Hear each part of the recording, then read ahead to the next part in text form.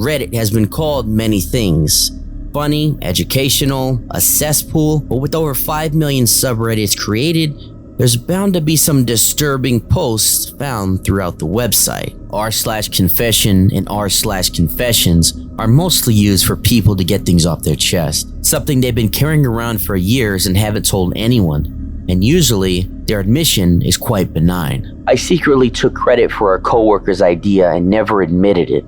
I once pretended not to recognize someone because I didn't want to talk to them. However, the longer you scroll through those subreddits, the more likely it is you'll find posts that are genuinely disturbing. We live in the realm of reality, but truth is always elusive. It leads us deeper into the tunnels of evidence and beyond the reaches of fantasy. The only explanation will be found descending the staircase.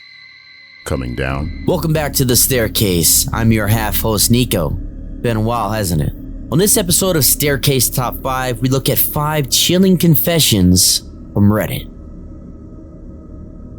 I have murderous urges that won't stop growing. I'm going to start this off by saying I've never really posted on Reddit. This is my first time posting here. I'll try and keep it short since I don't really feel like typing up a storm, but I've also never talked to anyone about this.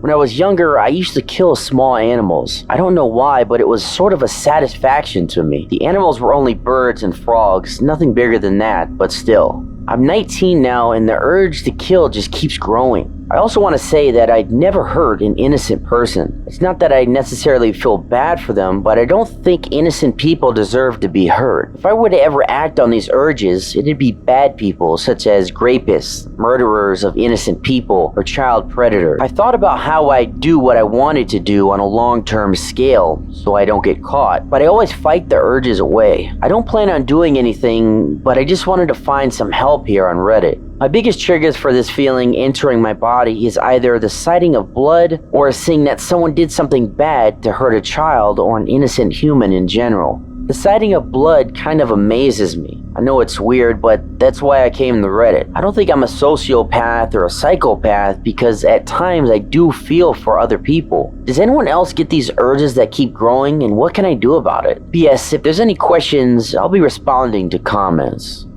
The OP sounds almost like the real-life aspiring Dexter, only wanting to hurt those who hurt the innocent. But in all seriousness, the OP's problem is very serious. Some of the most infamous serial killers, such as Jeffrey Dahmer, Ted Bundy, David Berkowitz, all started out killing small animals. In fact, it's a part of something known as MacDonald Triad.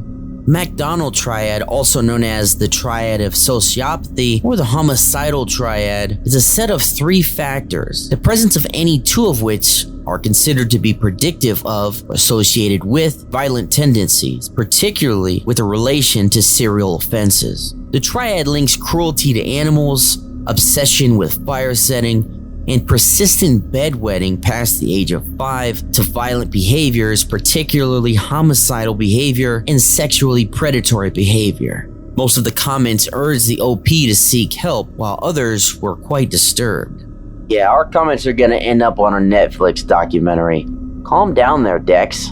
What state do you live in so I can stay away? You got balls for posting this, and it's terrifying. Admit yourself into a hospital now before you end up strapped to a table getting poison injected into your arm, surrounded by officers, and then you'll wake up in hell. This is serious. Not getting help isn't an option. Get help now. Everyone, including you, is safe. No crimes done. With dozens of people encouraging the OP to get help, he didn't seem to really want it. Thanks, I didn't think anyone would respond or even read my post. That's cool. I appreciate your response, and maybe I'll look into getting help. Edit. I just wanted to say it's also not much of an impulse thing. I don't want to kill in the moment, although I've felt that way before, but it's usually not that. When I get triggered, I start planning things in my head. It's weird, but I just wanted to clarify. I used to try and touch my teacher inappropriately. About 5 years ago, when I was in 10th grade, I had this really beautiful teacher. I was at a stage in my life where I discovered porn, and that just took over my mind. This also took over my mind in class whenever looking at my teacher. She had a big ass, so I started putting my hand near her when she brushed across the desk. This then moved on to the corridors where I grabbed it when the corridors were full so she wouldn't know who touched her. She never seemed to report it because I don't remember any announcements about it. This continued on for about 3 months. I feel so guilty about it now, but I was a kid, and now I'm grown with my own girlfriend, and I imagine someone trying to grope her, and I get so angry. Now, most of us remember having an attractive teacher in school, but legitimately essaying your teacher on a consistent basis when you're a teenager is quite disturbing, and the comments didn't hold back.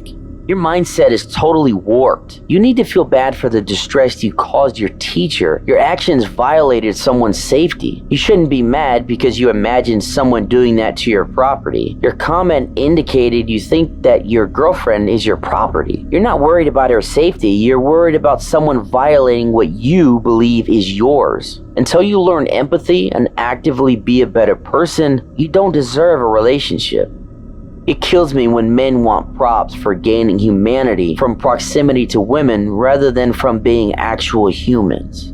This really goes to show how destructive porn is, specifically to young men. According to data, boys are exposed to porn at the age of about 10 to 11, and by 16, about 70% of boys watch porn 4 to 5 times per week. The biggest issue is that porn makes young men sexually mature unnaturally quick and makes them need more extreme content to satisfy the urge. A lady was found dead, and I feel like my prank call was the cause. So I actually just commented this in a different post, but figured I'd finally post it for all to see. I have a real-life horror story. I'm 31, male. When me and some friends were around 15 or 16, we was all smoking weed, prank calling people. Well, I dialed a random number and a woman answered and she whispered, "Hello? Who is this?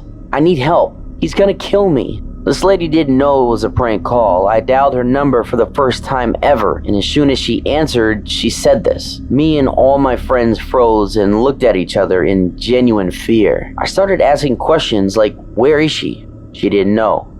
I asked her name. She gave a name that the guy gave her. Said she didn't remember her name because this man took her when she was real little, and now she's an adult. But she did say she knows her sister's name is Maria, which is common in kidnappings. If you're taken at a young age, you'll basically be brainwashed to forget your birth-given name. My heart fucking sunk, dude.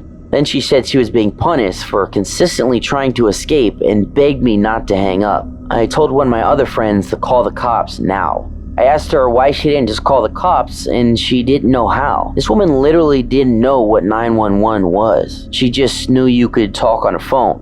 While on the phone with dispatch and police en route to figure this shit out, we heard a man's voice. He screamed at her, "You stupid, ungrateful bitch, you have my phone?" And the last thing I heard was her screaming bloody murder and what sounded like her being beaten. And she screamed, "The house is white with the green door." Then bam, sounded like she got hit with metal or something, and the guy grabbed the phone, I'm guessing, and said, "Haha, fooled ya," even though I'm the one who called and didn't say anything because she started talking, so they had no idea a prank call was involved.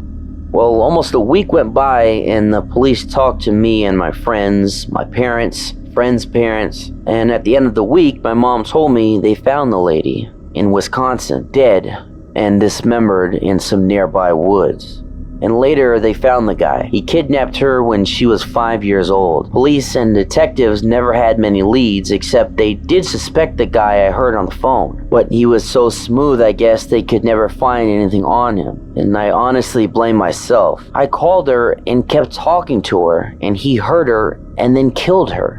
By the way, she died from blunt force trauma to the head, which I believe is what I heard when it sounded like metal hitting her. Because when I heard that sound, she stopped screaming. And I've always told myself if I would have just hung up, even though she begged me not to, and gave the cops her number, they could have found her. She could be alive, living a life of healing and reconnecting with her family. I literally have tears running down my face as I type this.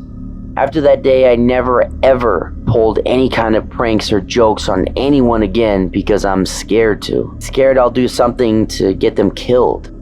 Imagine trying to goof around with your friends one night and make some harmless prank calls, and all of a sudden you stumble upon a kidnapped victim. You should speak to a therapist. That's traumatic as fuck. Not your fault.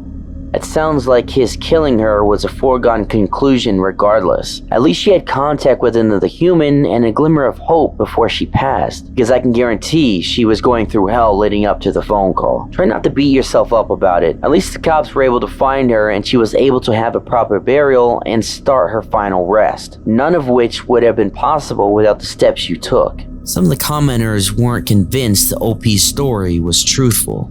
This seems like the kind of news story that would be notable enough to gain nationwide coverage. Think of the various instances of women being kidnapped and held for long periods of time. Elizabeth Smart, J.C. Dugard, Amanda Berry. I knew something was wrong when a little pretty white girl ran into a black man's arms. Dad gave it away. There doesn't seem to be any related kind of story from approximately 2012 that took place in Wisconsin. The kidnapping of a 5-year-old resulting in her murder years later is a kind of story that would get a lot of national traction. Are you sure you have all those details right?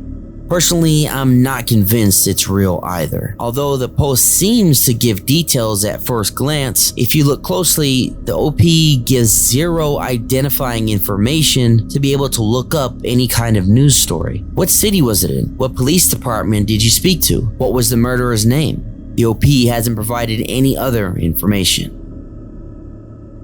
I'm convinced my ex is a serial killer in the making. I want to start off by saying my first language isn't English, so I apologize if it's not the best, but I am terrified to post this. I dated someone who turned out to be dangerous and it's completely wrecked me.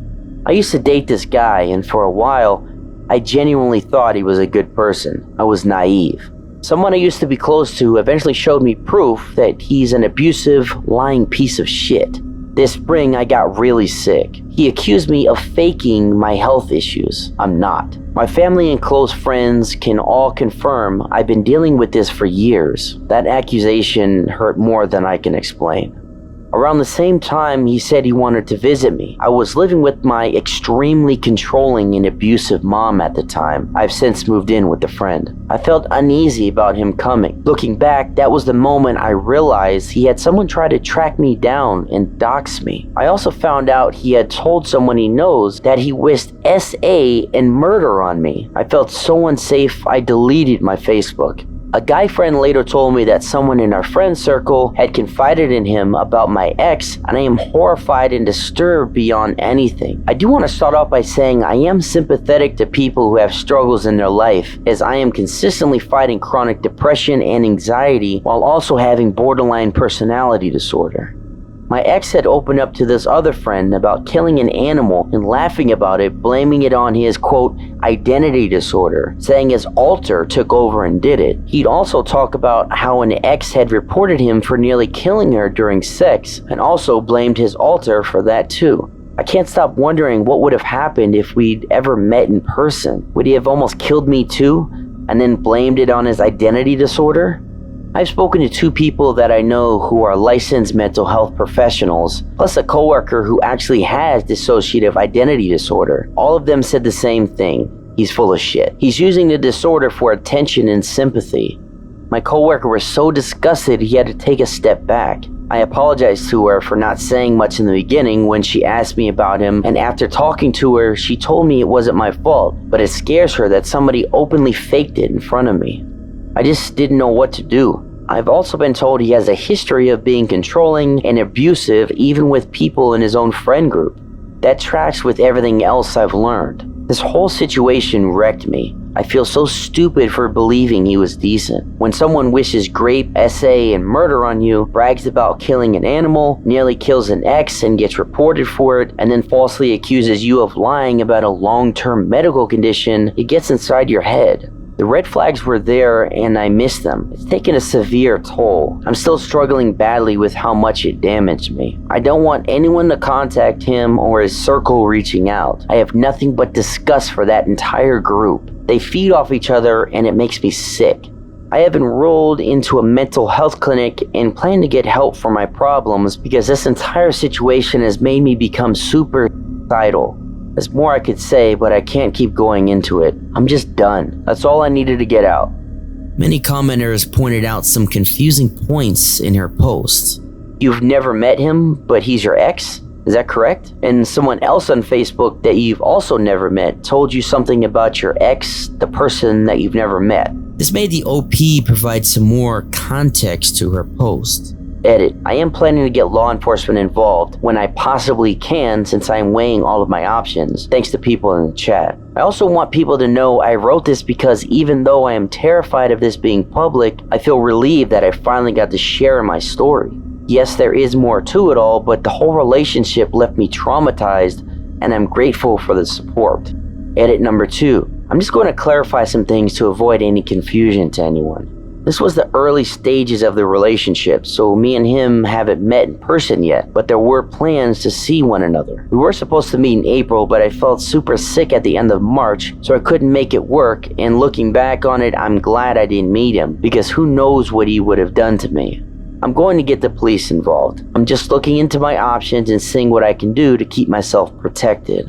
Even with the updates, some still weren't convinced. I'm not one to call a victim a liar, but it sounds like you're lying and seeking validation. If you don't want to be in a relationship with him, walk away. Anything that costs you your mental peace is not worth it. The internet cannot protect you from an abuser. The police can. Value your own life and make sure you are safe. That is not a suggestion. Call the police. This is exactly why victims never come forward, because jackasses like you always try to dictate how someone handles their trauma. OP stepped back in and said, I also didn't get the police involved for various reasons, because if you read my post, I stated he is abusive and has people dox others on his behalf. He will go to extreme measures to find someone because he is spiteful enough to do so. I think this post is real, and the main issue is the OP's English. Remember, she said English isn't her first language. I think many of the details are getting lost in translation. At any rate, I hope the OP does report this to the authorities and gets the help she needs. I did something really bad to someone that deserves it, and now I regret it. Hi everyone. First, since Reddit deleted my other posts, I'm going to say that I do not encourage violence of any type. What I did was in a moment of weakness and anger. If anyone is suffering from something like this, I want you to know that violence is not the answer. There's a lot of ways to heal. Thank you. A while ago, I made a post talking of how I was SA'd when I was a child, and I talked about some other stuff that was bothering me, and well, a lot of things happened after that. Some weeks ago, I was at my dad's house having a nap, and my dad invited his friend, the man that SA'd me, to our home, and then he left to go buy some stuff. And as I said, I was sleeping, so I couldn't defend myself, and he did it again while I was sleeping. I'm not going to enter into details for obvious reasons. I'm just going to say that when I woke up, he started apologizing to me, saying that he couldn't resist, and some devil bullshit that he would go to church more. I really don't remember the whole conversation, but it was some bullshit that people like him say because they think it would make them go to heaven. Anyway, the bad thing I did was gave him the stuff for rats. Twice. He is still alive. The thing is, now I feel really bad about it, even though he deserved it for what he did. But I just can't help but feel like shit, like I lost morals and my humanity, and since I did it, I can't stop crying and regretting it. And I say to myself, how could you do this? He has kids to take care of. But my brain also says, well, what if he's doing the same to his kids? I mean, the kids aren't really his, they're from his wife, but still. And I know this is an awful thing, and probably there's going to be someone that won't like to read this, but I just thought that maybe if he was gone, I would feel better, and I would get over the situation, but I didn't. I feel worse every day that passes for causing harm to someone else. What should I do now? And what are y'all's thoughts on this? Please let me know. Poisoning a predator who SA'd you when you were a child, while technically is wrong, I don't think there's a single person out there that would have sympathy for the predator. The most disturbing of this whole confession to me is how the OP's father continued to let this predator come over and be around his child. You can feel good about having regret and also forgive yourself. If your dad is allowing this man to come over, never go there again. Also report to the police ASAP and don't worry about how much time has passed. If you're ever near him again and can't get away, record yourself from across the room at all times. I know I shouldn't keep going to his house. I'm only doing it because my cat lives with him. He said after it happened that he would never invite him over again, and I really wish I could believe him. Also, I'm scared of saying anything because he's someone known in my city, and my own family doesn't believe me. Why would a stranger? Do you have a way to leave when you need to? If that man is there, you get the fuck out. I'm sorry your family doesn't believe you, but you have to do what you have to do. At the very least, let your guilt go. You're not an evil person, but there's no way to know what will happen if you don't tell someone that is not your disgusting family. Also, how old are you? If your dad has been told this and continues to invite him, it's not outside the realm of possibility that he's actually setting it up. Next time, scream. Do whatever you have to in that moment. Hell, punch him in the face and scratch his eyes out, then call the police and report everything. I do, since I have keys, but again, my cat lives there, and even though I trust that my dad won't hurt him, I don't trust this man. I'm 19, but pretty much I'm a really sensitive person. And even after all the bad stuff my dad did to me, I forgave him, and for some reason I even apologized to him a lot of times for being a bad daughter, even though he deserved all the things I said to him and worse. And answering the last thing, I was thankfully able to bite him on his cheek really hard and scratch him. But I'm still scared of saying something to the police. I've seen how victims of any kind of abuse are treated in my city, and I fear I would be just another case. My heart goes out to the OP. I couldn't imagine getting essayed by your father's friend, and then your father not only not believing you, but also continuing to hang out with the guy. Wow, you actually made it all the way down the staircase. I appreciate you watching, and don't forget to subscribe and drop a like if you enjoy this type of content. And until next time, stay safe.